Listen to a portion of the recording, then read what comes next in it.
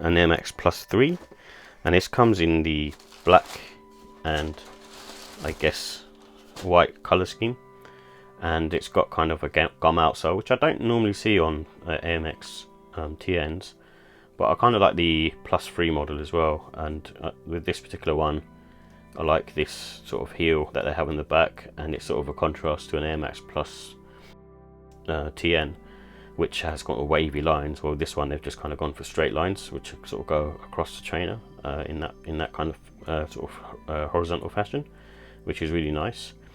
And just the sort of the detailing on this is really nice as well. I like this little label they've got here, sort of tuned air. It's kind of using the same midsole as an Air Max TN anyway, Air Max Plus TN, and the outsole as well is just, like I said, really cool looking as well. The thing that I also like on this is the upper here, which is kind of this sort of slightly sort of nubucky material that they've got going on here, and it's kind of muted, so it's got kind of like almost sort of looking like it's got some wear on it, which I think is a nice contrast against the sort of busy upper, and just sort of offsets it quite nicely. So it's really cool, and you can wear these pretty much any time, I think, because of the outsole being very sort of grippy and nice feeling to it, almost similar to sort of a trail shoe.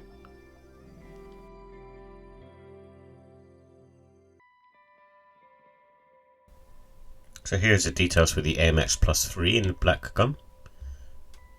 It comes in a black and smoke grey colourway, and similar to an Air Max Plus, it has tuned air units in the heel and forefoot, so that's basically the air units that Nike use, and it has an EVA midsole.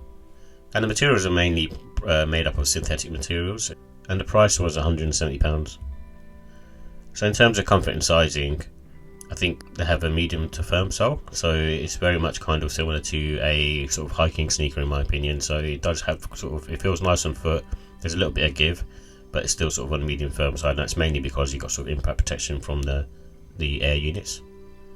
And basically because it was built as a sort of runner, it has sort of good neutral support around the arch as well, and just feels sort of really good on foot. And because of the predominantly mesh upper, there's no sort of wearing time on these, and you can go true to size. And I think they also have good traction, like especially like because it's similar to like a trail shoe. It's a bit more sort of chunky and it's higher up, and the actual outsole itself is quite sort of chunky as well, so kind of very good for kind of any weather. In terms of the look and style, it's a kind of a late 90s retro runner, and it's a really nice looking trainer as well.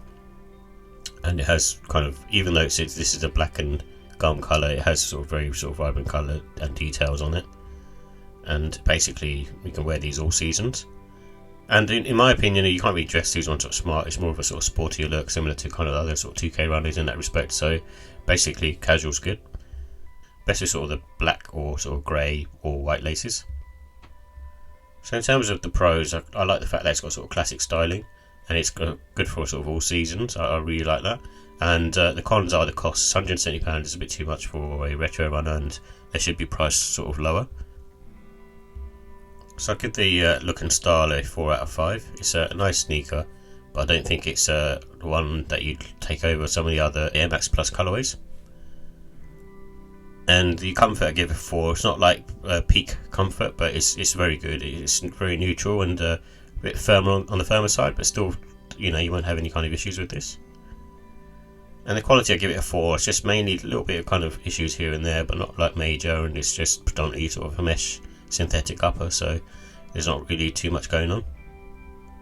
And the pricing I give it 4. I think it's just priced slightly too high. Again, it's a retro runner, so it should be priced a little bit lower. And overall I give it a score of 4. I think it's still a sort of solid entry, and if you're looking for sort of a black Air Max Plus, then this is what we want to go for rather than the first model.